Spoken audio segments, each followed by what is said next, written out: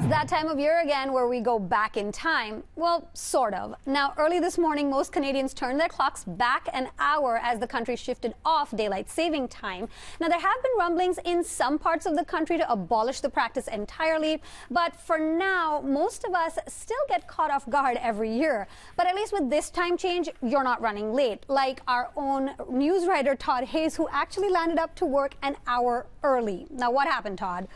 I spent the morning doing a bunch of cooking for food for the week, and I spent my time looking at the clock on my stove and my microwave, which I hadn't switched back, and I wasn't looking at my phone. And sure enough, I was looking and thinking, I got to get to work soon. And I drove downtown. When I got downtown, I looked at my phone finally, and I realized I was here an hour early. Well, you're not alone. We did put the question out to our followers on social media, and a lot of them were actually in the same boat.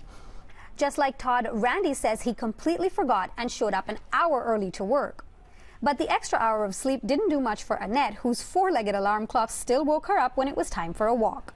And the same goes for another respondent on Twitter, whose baby stubbornly didn't follow the clocks either. Now, we've also received lots of comments that say daylight saving time is simply obsolete. In BC today, legislation was tabled to abolish seasonal time changes sometime in the future, but this year, perhaps for one last time, they went along with it. Now, there's little chance that's going to change in Ontario, but you can weigh in with your thoughts on our social pages, and you can tell us your opinion on our poll on citynews.ca.